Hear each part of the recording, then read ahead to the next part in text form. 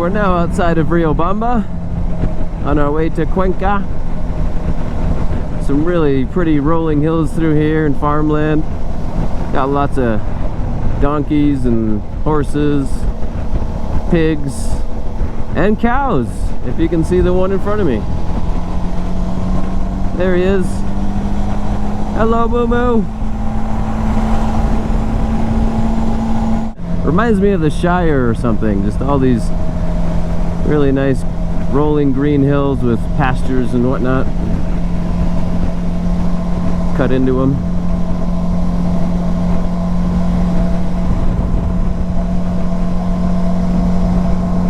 It's yet another distinct landscape on our route through Ecuador.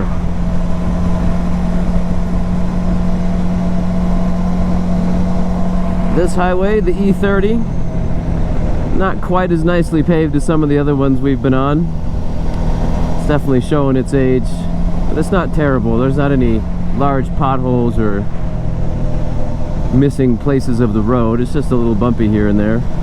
But again, the what am I on? V-Strom 650. Suspension soaks it up really well, and it really feels like a very smooth ride. Like a luxury bike. Got about 4.5 hours ride to get from Riobamba to Cuenca today. So, trying to keep it on the boil a little bit more than I have in the past, just to make up some time.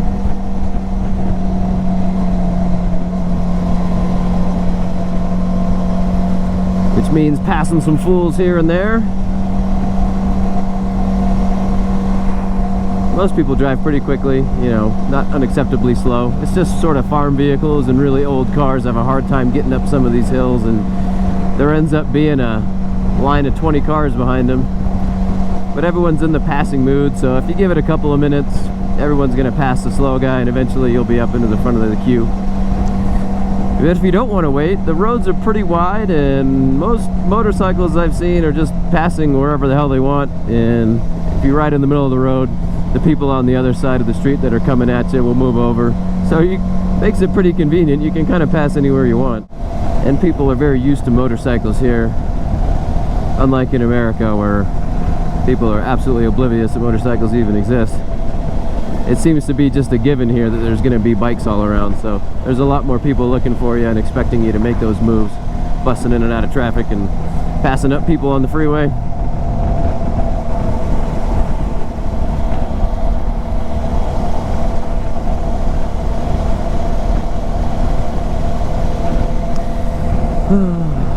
Anyway, that's enough rolling hills for now.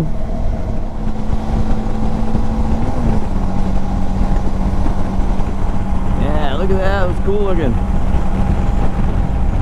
Low-lying clouds.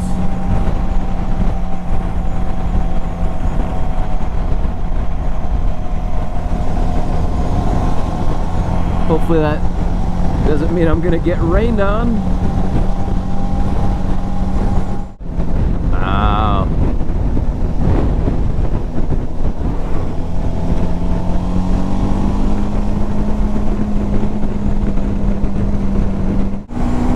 Hello, Mr. Moo, or Mrs. Moo, whichever it might be.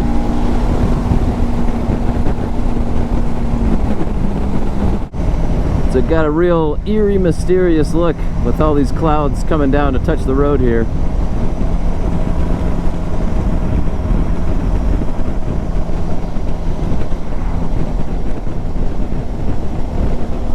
I just don't want to get wet.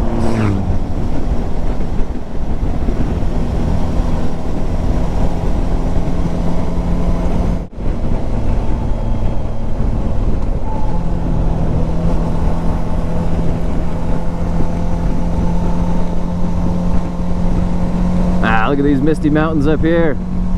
That's so cool.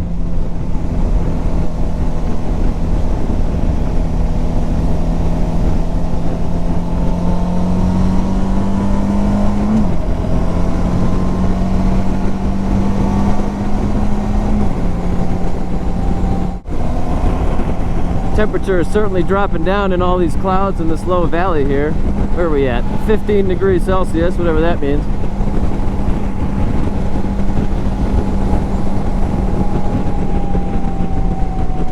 course, when you're in the wind, it feels colder. But we're about to stop for a meal, maybe a coffee, and I will put on some warm weather gear. I mean, cold weather gear?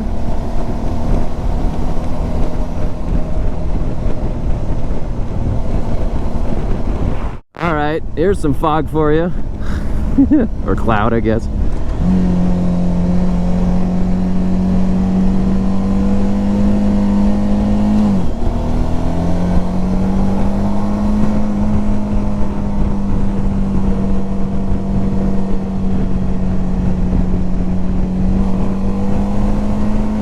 Yeah, look at that.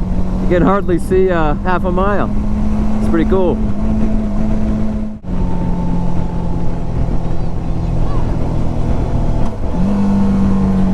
What are you waving at? Get out of here, kid.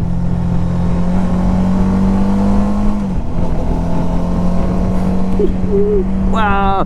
Oh man, I wish I could tell you how far down that is. I got a good look at it a couple of corners ago, and it's just a never-ending pit.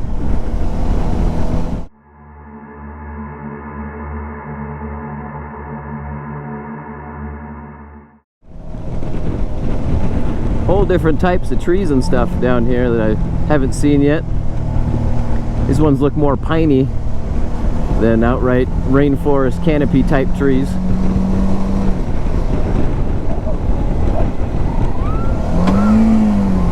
Oh, shit. I think I just hit that dog. I sure f***ing did. He's probably dead. Just kidding, I saw him run away. He's in a lot of pain, but oh man, I feel so bad. Stupid ass dogs. Like I said, he did run off the side of the road after I went by him though, so he is not dead, although he may need a trip to the vet. And I gotta say, like, so far on this trip versus other places I've been, the dogs are much less likely to run out into the road. I was really surprised to see that. When we were in Chile, that would happen all the time. Dogs just running out in front of you. In motorcycle safety school, they teach you that you want to slow down a bit as the dog's running out, and as the dog approaches you, you accelerate away from it, because dogs aren't very smart, so they don't understand that you're going the speed you're going. So if they see you coming, they're going to dart right towards you, not anticipate where you're going to be in terms of your speed. So you can, you know, accelerate once they get a little bit closer to you, and then their angle will be completely gone and they won't be able to get to you. Problem is, if you got another motorcycle in front of you like I did, and the dogs run out at that, and all of a sudden there are obstacles in the middle of the street, oh, that looks cool. You have a much less, you have a less of a chance of being able to avoid them, because now they're just running around confused in the middle of the road. Another police checkpoint here. We went through one in Quito, and the cops pulled us over in the city, checked our licenses, checked our registration information, and then they sent us on our way. The people who rented the bikes told us that that's actually pretty common, to have these checkpoints around to make sure everyone's on the up and up. I feel so bad about that dog. Oh man, it's his own damn fault, but I still feel bad. Look at how steep this canyon is in front of me with the clouds falling down in it. Man, that is such a cool look. Got cars behind me, I can't lollygag too much. Now look how fast that cloud's moving, just straight across the road. Up and over. Looks like a fog machine. It's pretty cool.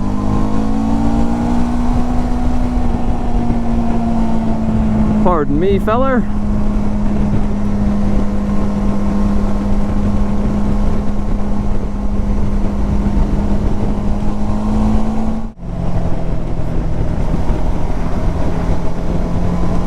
Yeah, wow, look at that again. Like all the cloud just blasting across the road.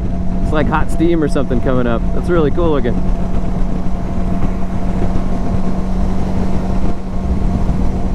We are above the clouds.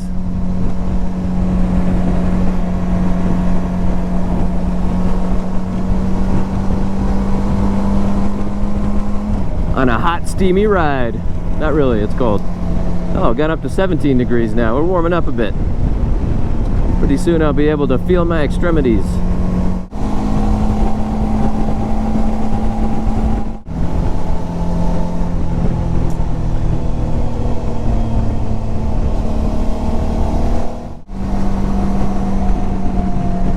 Now that is something.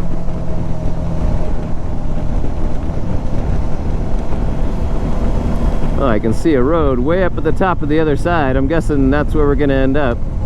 Unless that's just where I came from. Can't tell. Alright, it is getting dense up here. Visibility is coming in and out, but for the most part you can't see very far. And again, just clouds until your death if you go down that way.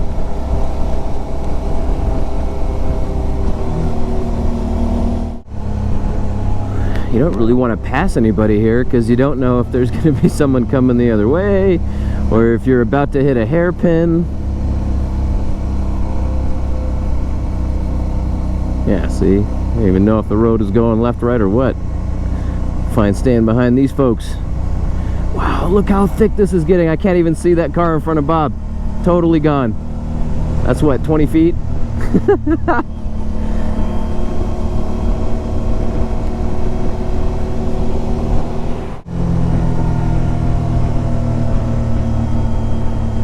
What's at the bottom of this corner? Who knows? A pile-up, volcanic landslide.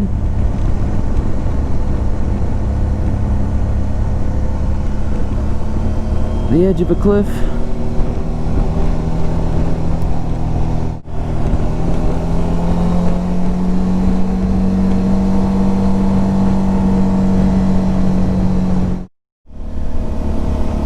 Ah, it's just getting thicker and thicker. I can hardly see 30 feet.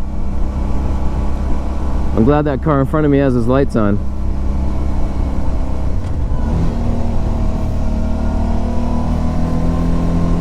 Oh man, it's just getting worse. Look, the car's just disappearing in front now. Man, this is... I have never ridden in something like this. That is for damn sure. We are just riding through Ecuadorian clouds right now. We might as well be flying instead of riding. We need some airplane instruments to figure out where we're going. I am so glad it's not raining because there's just no damn way I could deal with 2 sets of inclement weather scenarios at once.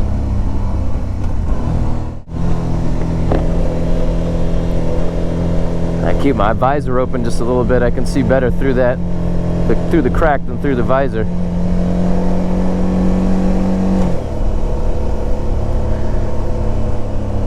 Wow. I can see why this route takes 4.5 hours to get from one end to the other. The first part of this ride, we were just flying 120 kilometers or something down the beautiful open road. And we're making really good time. Like, you know, we're half an hour ahead of schedule already. But yeah, you get up into this twisty pass here, and your speed drops considerably. What am I doing? 40 Ks. Feels like slower because I'm a little scared. And the way people pass other cars in this country, I mean, they'll pass in this fog driving on the wrong side of the road. If someone's coming the other way with no headlights on, that's going to be a disaster.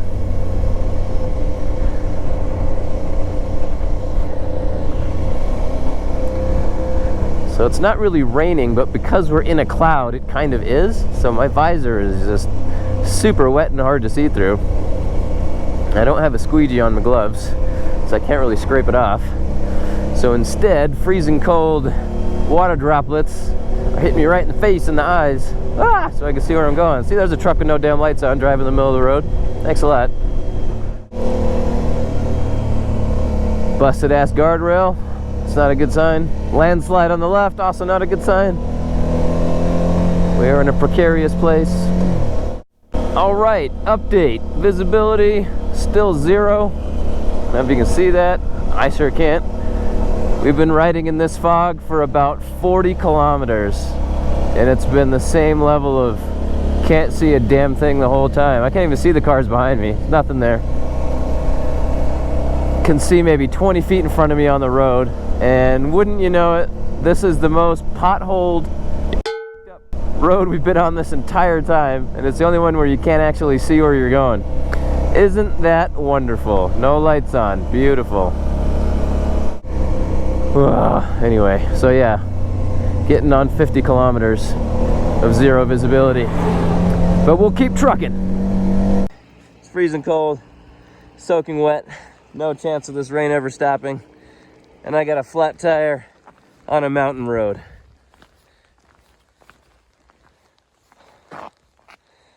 So the angle of this road makes it really difficult to try and do any work. It's wet.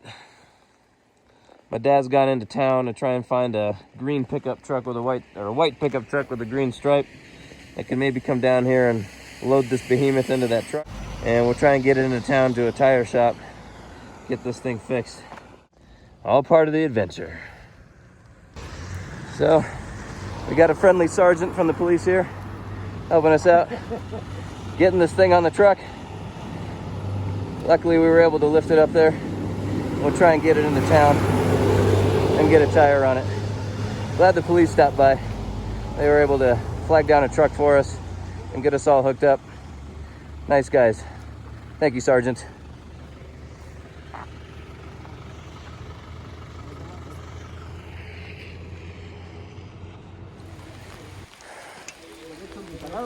This is Ecuadorian tire repair. This is the shop. So we've got the floor jack under the skid plate. Get that front wheel off the air. Hopefully you can find a tool to remove the front axle. Seemed like it wasn't quite the right size. It's got the breaker bar out now.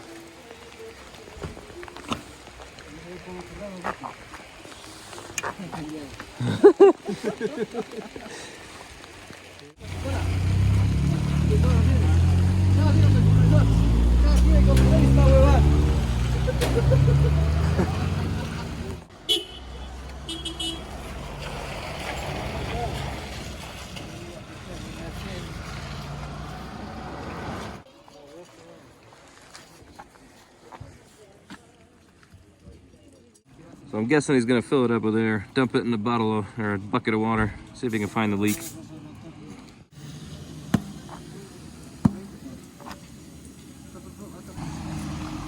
Yeah.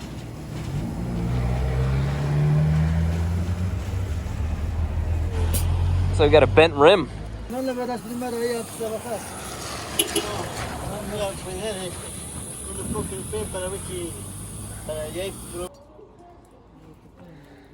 So we're going for the rubber cement fix.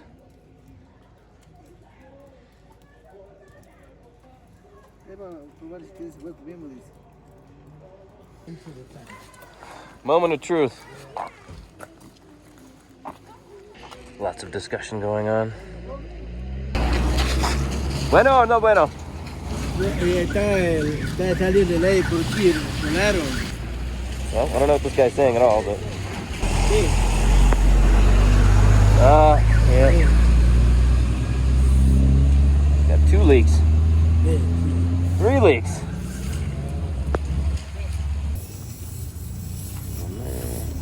One there.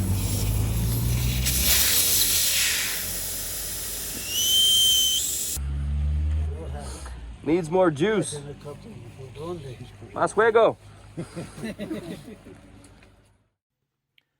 I do not have footage of the remaining ride to Cuenca because I had other things that required my concentration. The 3 hours or so after having the tire sealed were really tough riding. The surface of the 2-lane mountain road wasn't great. Traffic was heavy and littered with trucks creeping along at a snail's pace. The rain and heavy fog only made things worse because you can't see the road ahead, or the signs, or any oncoming traffic, which may or may not be on the correct side of the road. And unless you want the trip to take even longer, you end up making a lot of daring passes.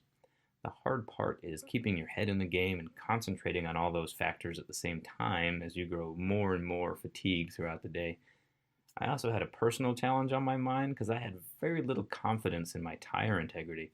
Was my front tire going to deflate while I'm leaned over in the wet between 2 trucks? I don't know, but I have to consider the possibility that it could. So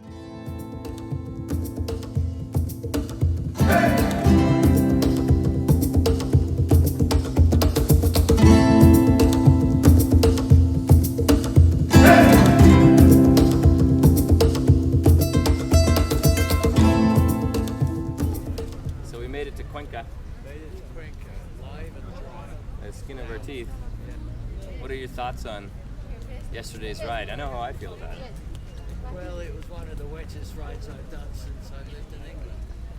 But in England you were in solid rain, this was solid cloud and solid rain, which made it quite challenging. Visibility down to, what, 20, 30 feet at times? 20, 30 feet? I would say so. Yeah, very hard to pass vehicles when you can't see what's coming the other way. And a lot of vehicles driving with no lights on. A lot of vehicles with no lights. So coming at you out of the fog, you really don't see that truck until it's right on you. Yeah. And then there's little farm trucks and large semi-trucks doing 20 kilometers an hour up the mountain. Unless you want to get stuck behind them, you got to pass them, and that ends up being pretty hairy. Got that flat tire that took an hour and a half out of our day.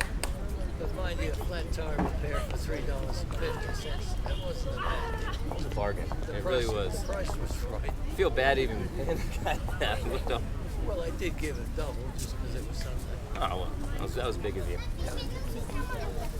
Yeah, I mean the first part of the ride was sunny and dry and nice open roads, and then the middle of it was just thick fog and rain and cold and traffic.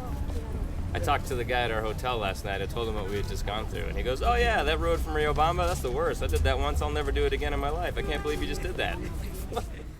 Yes, it was just solid cloud really the whole way.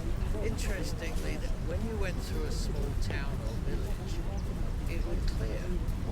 I wonder if it's just the small amount of additional heat generated by the town Yeah. dissipated that cloud slightly. And cleared, and the visibility improved as soon as you left the town. It closed in again. I guess it's convenient if you live there. You can see where you're going. Yes, just don't leave town. The potholes were infrequent but impressive when you ran into them. Yeah, some good sized ones. Yeah, I've seen bigger, a lot bigger. Africa and Sumatra. Sumatra, they were the size of water. Full of water. No idea where you were going. You might come out, you might. It's a pretty town here. It is nice. Pretty busy, Colonial. bustling. Bustling, people seem pretty chill, well dressed, a lot of clothing stores. Yeah. Fashion's definitely part of their lives. Every other shop's a clothing shop or a shoe shop. And every other person is wearing brand new shoes. Yes. It's a big part of it, I guess. Yes, they're a shoe society. All right, well, let's keep exploring Cuenca. Let's have a look.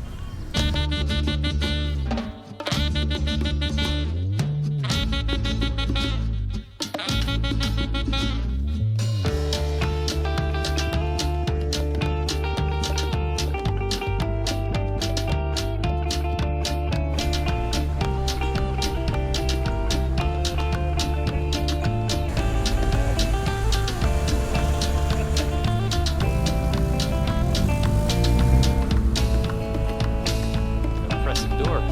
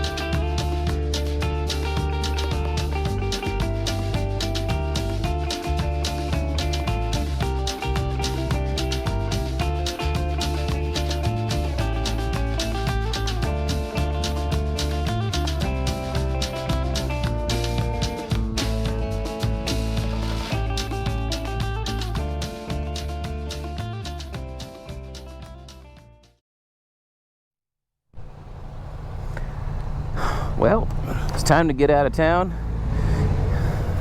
get out of Cuenca. The ride in was absolutely hellacious. The most intense, most miserable motorcycle ride I've ever experienced, so I'm hoping that the way out of town won't be quite as bad. We're not in as much of a time crunch as we were on the way into town. We had a very long ride that day, plus the road conditions were bad, plus the road itself was slow and windy. So all of that together made a 4.5 hour supposed journey turn into about an 8-hour journey. So yeah, it wasn't fun. This time we're going through Cajas National Park, which is even higher in elevation somehow than we are right now. Highest forest in the world, supposedly. From what we've been reading, it seems like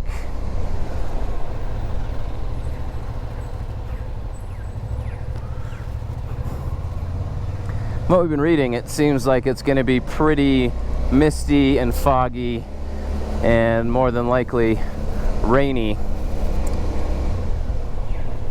in that area.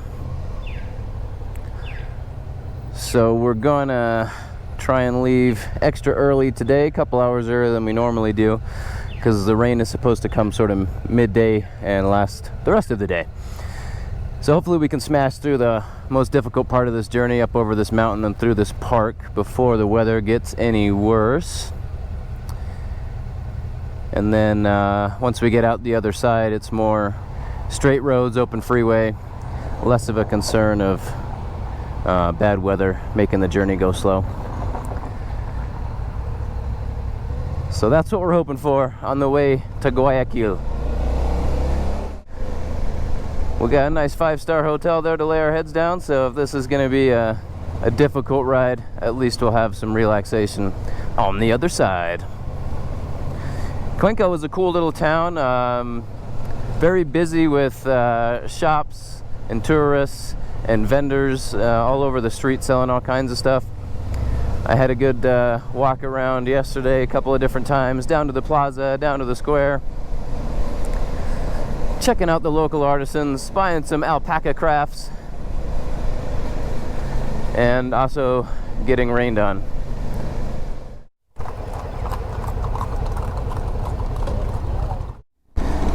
So already it's starting to look like the ride down here.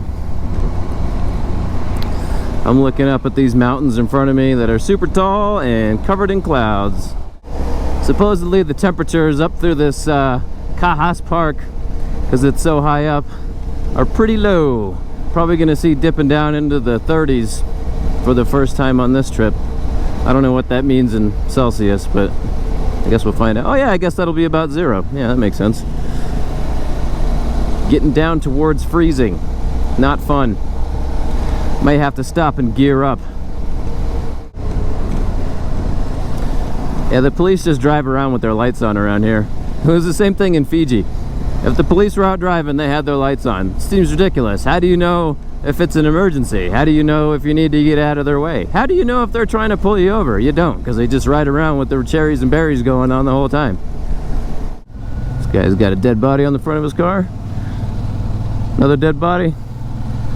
So there's a tradition here on New Year's Eve, which I guess it is today, that people build effigies. And these effigies are of themselves, and you dress it up in some clothes that are your old clothes, and the idea is at as a celebration you burn the old effigy, and that's like saying goodbye. That's like saying goodbye to your old self. You know, it's like your New Year's resolution. Alright, well 2019 Dominic kind of sucked, so we're gonna burn that and start on 2020 Dominic. We were wondering why there was all these, like, one park we went to, there was just a pile of these effigies. We were like, we thought it was some kind of human rights protest or something, you know, a pile of dead bodies. But it's not, it's all in good fun. And apparently we're going to come across some people that have another tradition during this time of the year, and that is essentially the previous year is dead. We're starting up the new year. So what they do is they have a funeral for the old year. That's kind of how they view it. So all the dudes dress up as ladies and pretend to be widows, and they're all mourning because, you know, the year died and it's a funeral, and oh no. So you'll get to certain places in the road and they'll have like a rope across the road, and the idea is you stop and you throw them a few coins, you know, 10 cents, 5 cents or something like that, which is why I got my little change purse here. I bought this for $1. It's got a toucan on it. Can't really see, it's on the other side. And I attached it to the ram mount so it can't fall off, and that way I got quick access to some small coinage in case I come across cross-dressing widows at a funeral roadblock. Sounds like a good time.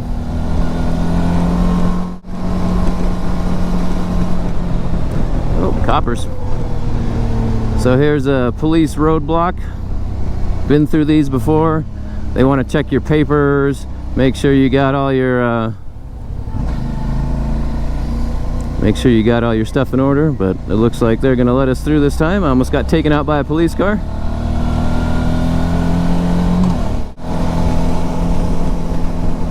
It's like something out of Jurassic Park. You got all these super green hills and misty clouds rolling over to make it look mysterious, and there's power lines everywhere for some reason, so it's almost like there's T-Rex fences all over the place. This road sucks. Super bumpy.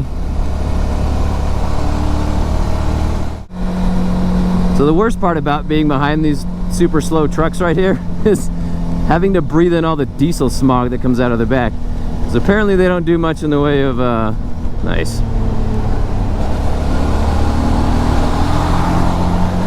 They don't do much in the way of checking their mirrors or using indicators or emissions. Wow, look at that cool valley in there.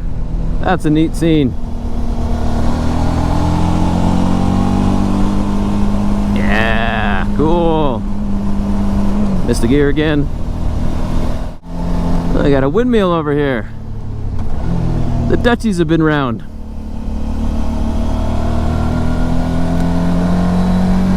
Wouldn't you like to see a windmill?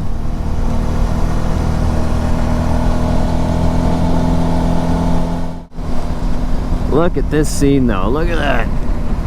Clouds rolling down those mountains, all the way down and across the valley.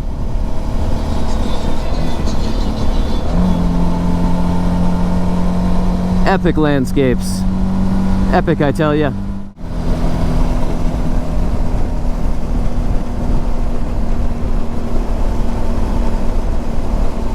Wow. This is mind-blowing. I wish I had more interesting things to say, but really it's just the scenery speaking for itself.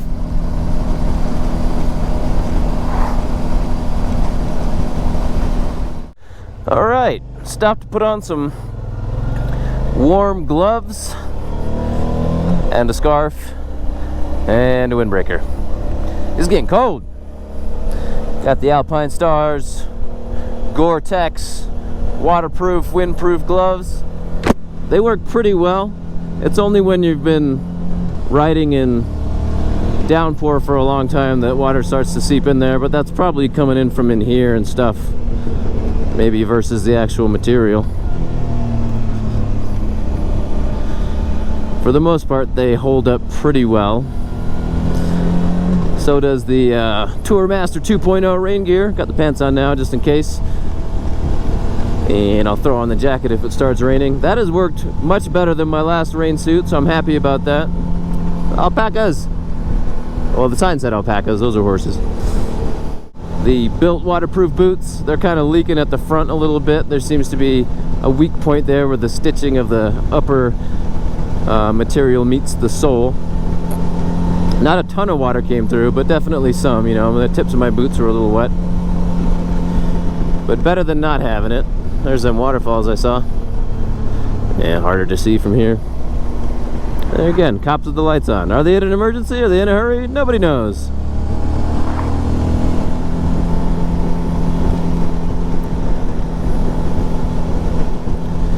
Supposedly, a lot of people compare this high mountain plains to the Scottish moors And you can sort of see the resemblance. I haven't been there myself, but I've seen it in the James Bond movie. Which one was that? That's the one with Javier Bardem. I forget. That was a good one. Probably the best Bond movie. Anyway, they were in the moors out there. It's kind of like, it's kind of gloomy looking, gray, you know, really wide open spaces. Not so much super green grass, but a little bit more sort of goldy brown color. And you're kind of seeing that on the tops of some of these cliffs already. But I expect we'll see more once we get up to elevation and start crossing through this park. Let's see what these guys want. There's another one of those effigies hanging off the side here. That's going to be lit on fire later. Thank you.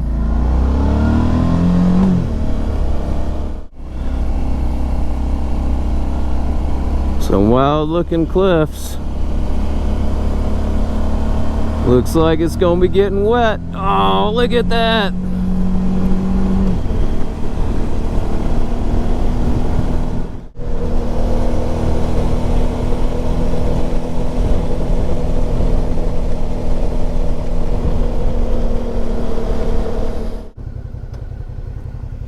That is just such a cool scene out there. These huge lakes down the bottom, misty mountains in the background. Alright, moving on.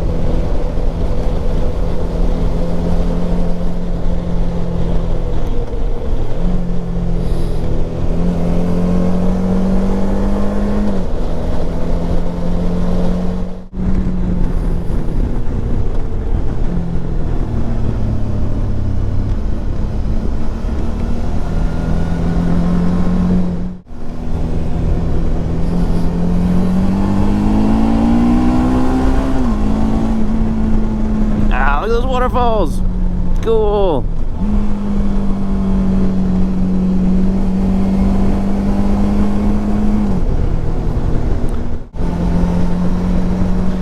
Oh yeah, this looks familiar. Well, scenery's gone. I think we're in that real high forest now. Supposedly the highest forest there is, and a lot of these trees you can see are kind of small. They're not super tall, but they're still trees. They've managed to adapt to the ultra high elevation, and bada bing, you got a forest going. And if you remember on the way up here, it was all pretty like grasslandy and rocky. There wasn't a whole lot of trees, and then all of a sudden you get to this little part and you got a forest going. It's kind of interesting. Alright, so this is the backside of that mountain, and if this looks familiar, it's essentially the same conditions as we had from Riobamba down to Cuenca. Pretty bad visibility, although right now it's actually cleared up a little bit. It's not as bad as it was. Lots of rain, so I'm getting real wet on the outside, but still pretty dry on the inside, so that's good. But you just can't see much. I'm glad we got to see all the nice national park area without the cover of fog and rain, so that was pretty lucky. But then again, we did leave early in the morning for exactly that reason, to try and avoid this late rain, or late in the day rain. Some rocks falling into the road there.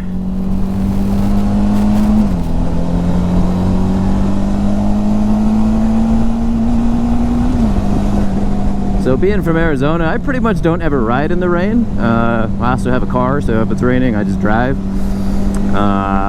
The only time I've really ever ridden in the rain was when we went to Patagonia and we were riding down in Chile. Had to go through the rain on that, you know, a couple of times. And then on this trip, I've ridden in more rain on this trip than I ever had in my entire life. So I'm certainly building up my confidence with my wet weather riding. It can be a little hairy out here on these particular roads because, like I said in previous clips, people kind of pass all willy-nilly, or you get to a bus like this one up here that's going super slow, and then you gotta be starting to pass people willy-nilly. So that's an update. It's wet, foggy, lame. Alright, so now we've gotten down out of the cloud and the rain has let up. Or again, we were just in a cloud, so it might not have really been raining. It might have just been the fact that we were riding through a big glob of moisture floating in the sky that it felt like rain. So the fog's gone, the rain's gone. I can see where I'm going now, which is really nice. And it's starting to look pretty again. So on the ride down to actually a couple of days ago, I guess, when it was raining and I couldn't really see very well out of my visor because it was all rained over, what I did is I cracked my visor a bit and I was kind of looking underneath it so I could see a bit more clearly in front of me. The downside to that is that a lot of spray from the road and general wetness was just coming and hit me right in the face and in the eyes, and the result of that is I picked up like a mild eye infection. Isn't that great? So I woke up in the morning and my eyes are feeling kind of sticky. Had some coal in the corner. I was worried that I was getting like conjunctivitis or something from a pillow that wasn't clean at a hotel or goodness knows what. So we went and made an appointment with a doctor in Cuenca, which was really easy. He spoke English very well. Cost me 40 bucks for a doctor's appointment, which is super low. I was happy to pay it. He gave me 2 different prescriptions. He looked into my eyeballs and said, yeah, I don't think it's pink eye because it's not itchy and it's not real red. And based on what you told me, riding with the visor open, it's more likely that you just got some contaminants or something in there. So he wrote me 2 prescriptions. He said, try these drops out for a couple of days. If things don't improve, you can switch over to the pink eye medicine. Went to the pharmacy that was right outside the doctor's office. Spent like $4 on the prescription. And again, this is no insurance or anything. Love it. And so I've been using those for a couple of days. I'm starting to feel a lot better now. But anyway, amateur tip: don't ride with your visor open for too long because you don't want stuff blasting up into your eye holes. Especially if you're in a country or in a more remote area where it's harder to get medication or something like that. Because the last thing you want is your eyes to not be functioning properly. Oh look, right back into the fog. The last thing you want is for your eyes not to be working well when you're on a motorcycle, because it is dangerous. Alright, so we just pulled up on the side of the road here, and you gotta see this.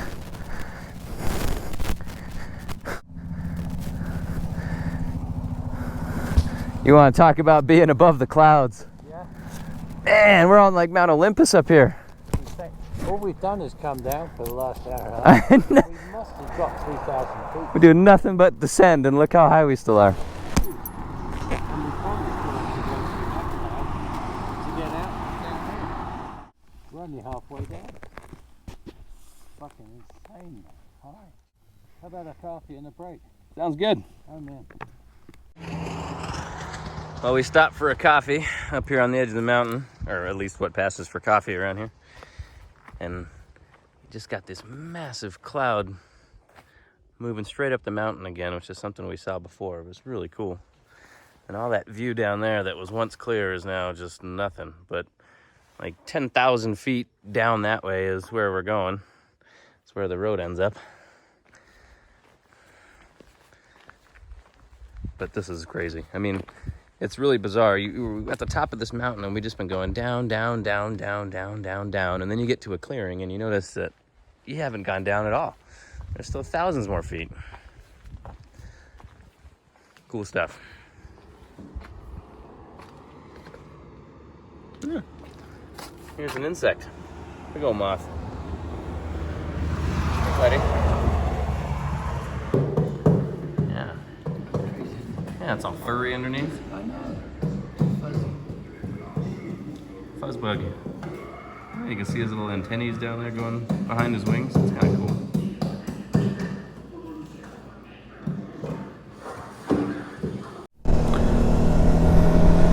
right, back on the road again. It's nice and clear now, but I have a sneaking suspicion it's not gonna last. Oh, landslide. Yeah, watch out for that.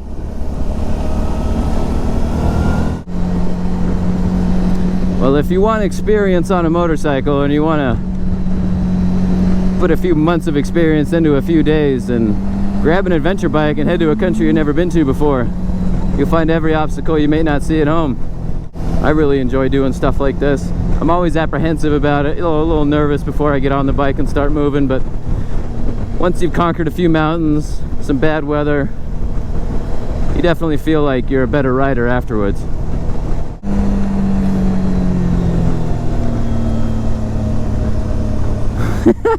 Where does the road go? Oh my God. Holy shit. Yeah, wow. Don't be going too fast down here. There's some more landslide area that they cleared out a bit. Went right over the road. Wouldn't want to be driving past that when those rocks came down. It'd shoot you right over the edge of a cliff. Which would be less than ideal. I think the next place we go and take a motorcycle vacation to is going to be the most arid place that I can find on this planet. Death Valley, Atacama Desert, somewhere where they haven't had rain in centuries. That's what I'm looking for. It's kind of scary going past all these landslides. I mean, they have to happen at some point. You just got to hope that the odds are in your favor and it doesn't happen while you're on the road. Yeah, there's some more missing road. Look at that. Big old chunk of earth is just gone. A couple of fenders there off a truck on the side of the road. It's like some remains of the dead. Hey, here's some of those men that are dressed as ladies. Oh, that's too funny. Celebrating the funeral.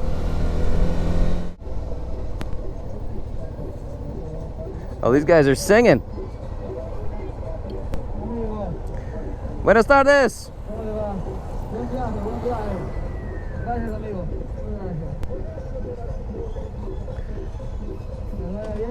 Thanks, guys.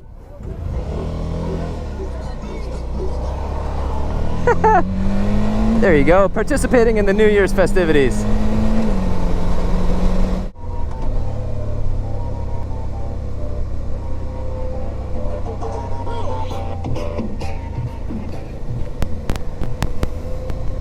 Got all kinds of stuff going on over here. Let's get some food.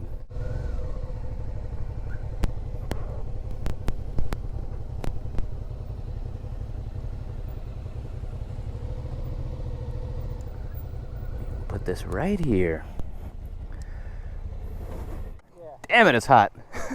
I can't believe how fast that changed. Whew. All right, so we're out of the mountains and we're into these flat plains through here. Good news is there's no more fog and rain. Bad news is it is baking hot. Yeah, we're already up to 30 from 9 or whatever. I haven't used 6th gear in days, so it's kind of nice to be just cruising it for a while.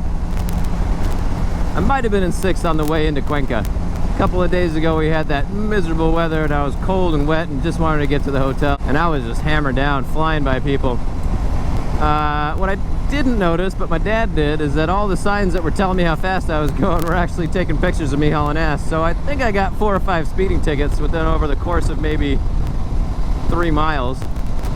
So I may be getting a letter from Ecuador Freedom over the next couple of weeks saying that I owe them some money for speeding tickets.